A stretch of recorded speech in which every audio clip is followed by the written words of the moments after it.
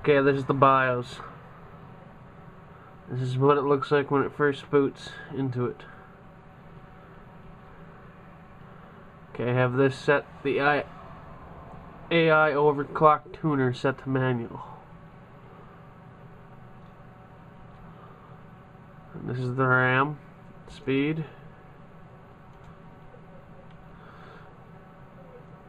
The extreme tweaking is set to disable. It says may help improve some benchmarks performance.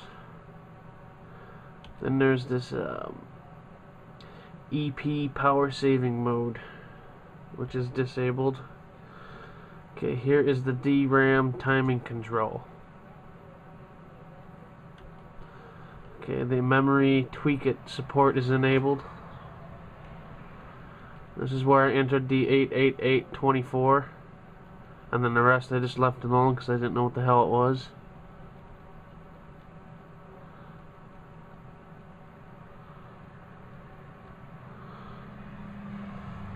So we'll go back. Next step, this is the GPU and DIMMs telling you what I have. So I have one RAM stick in A2 and another RAM stick in B2. I have a third stick of RAM, but I was told that since these are dual channels, you're only supposed to run 2. Because I think it requires 4 to run all 4 in dual channel mode. Okay, next step, this is the CPU performance setting. There's the ratio. This is enabled in Intel speed step technology. Turbo mode's enabled, but it's blacked out for some reason. I can't go to it. Max power is disabled.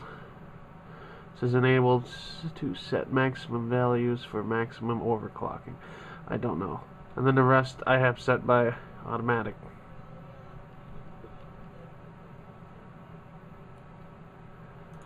Okay, next one. This is the this is like the V. You know what this is. I set this from T-Probe. You can choose extreme. I don't know which one to choose, so I just left it there. And then this next one is V-Core MOS volt control, which is set on auto. And then this is the load line calibration for the V-Core. So I chose 50% because we're hitting 4.6 gigahertz. Okay. Then there's the V-Core switching frequency. I set it to auto. And then there's V-Core phase control, which is set to extreme. Then there's the V-Core over current protection at 100%. Then there's V-Core over temp protection. And then they're basically, the rest of this is all auto. I didn't touch any of this.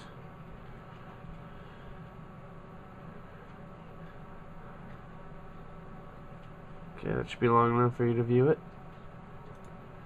Next setting is Extreme OV. It says in the description, set a default set to disabled and help to protect CPU, not been burned by over voltage. When set to enable, you might choose high level voltage to overclock, but not guaranteed CPU life. Okay, there's the CPU manual voltage, which I set to 1.370.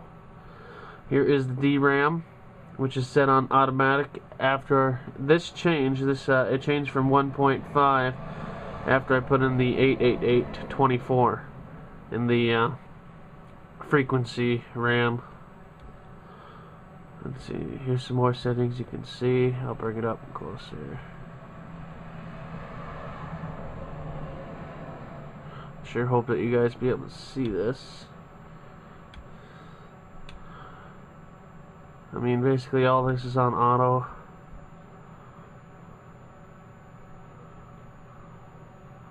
And I don't get why the NF200 volt is at 0.007V. I don't understand that. Okay, this is all the settings under extreme tweakers. Now we go to, there's nothing in the main page here.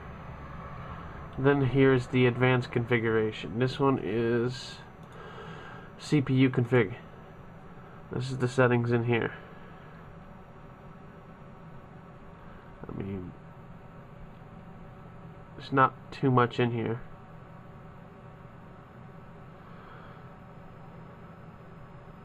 I'll let you look at it a little bit longer.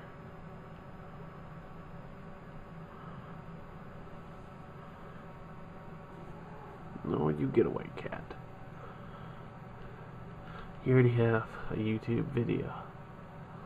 Okay, we're going to go on to the next item. System agent configuration, which is set on for enabled by default. Then we're going to go to PCH config. That's set on enabled by default. Here's the SATA config. I mean, not much to show in here.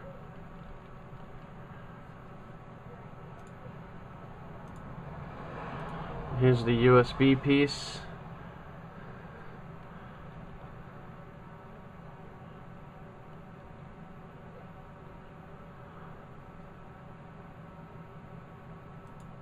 And then here's the onboard device configuration. I mean, has your sound, the USB 3 controller, and then it has the SATA controllers.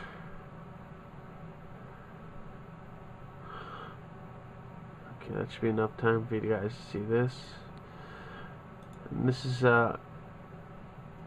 APM settings. I assume this is to power the system on when it's sleeping or some sort. Or wake on land. I don't know where the hell that is on here. My old tower, I like turning it on through my iPhone or iPad, but I can't seem to find it in here. Unless you guys know the setting. Okay, here's the iROG config. I mean, nothing really special in here. And then here's the Connect enabled. ROG Connect. And then we go to this. All this stuff's by default. Okay, now we're going to go to monitoring. Anti-surge support is enabled. Now, this is the thing I don't get when I go under voltage. The NF200 voltage, it keeps going from 0 voltage to, it keeps flickering from red to 0.007 volt. I don't understand that. But when I get into Windows and look through a hardware monitoring program, it shows me higher voltage than what that sucker's giving me now in the BIOS. I don't know what the hell's wrong. Maybe this, I don't know what that's supposed to be running at. I don't even know what the hell that is. So it would be kind of helpful if someone could help on this. Okay, here's some temperatures.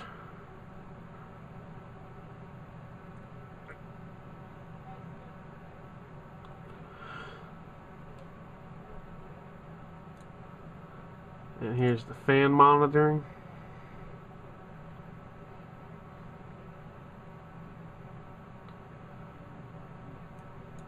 And then here's the fan speed control. I mean, you can set it to manual for this, but I'm not sure how to do this party. It looks like you set a certain temperature, what the CPU is going to hit, and then you have the fan kick in at that temperature But I haven't set it turbo, but none of this seems to work for the processor because I'm using an H100. And it has the fan control right on the pump. Okay, that should be everything under monitoring. I mean, easy mode. I mean, here's some more settings down here. I mean, here's the CD boot priority. I mean, I only have one CD drive hooked up. And here's the hard drive boot priority. You get to choose your drive that you want to be the main master boot CD or hard drive.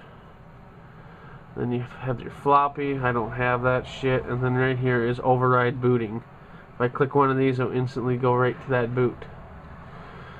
So after that, we got some information on my RAM. I can choose from slot 1. There's nothing in it.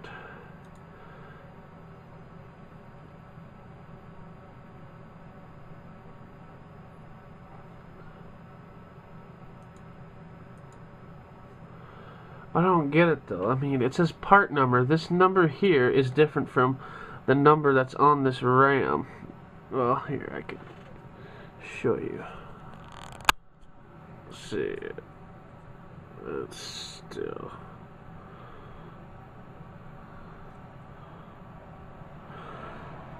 See now, remember that number? Pause it and you can look. And then the number here is different. I don't understand it. So then I go to slot 4. That's the second stick. Okay, that's all about the RAM. And then here's the overclocking profiles I can save.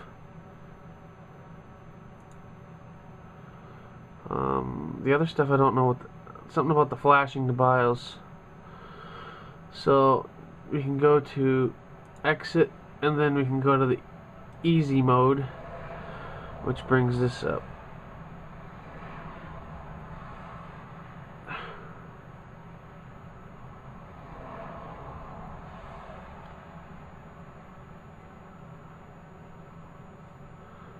I mean, not much there to see.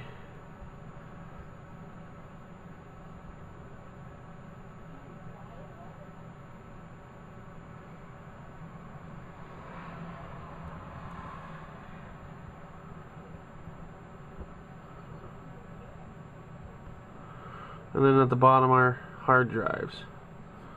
I mean,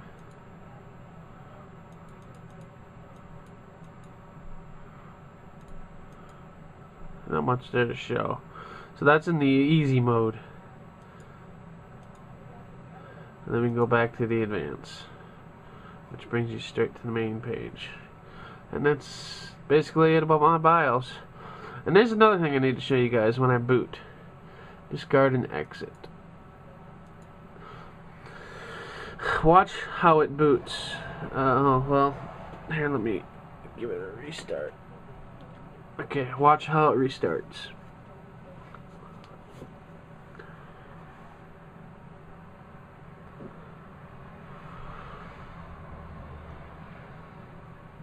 Okay, there's the first BIOS screen.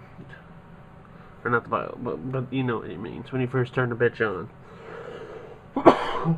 Then it shows this. It shows the eSATA. Then it shows this again. Then it quickly goes to this, which is the internal SATAs. And then it shows this one more time. And then I don't know why that's showing, but it will boot right after that, which is weird. Well, hope the video helps. Later.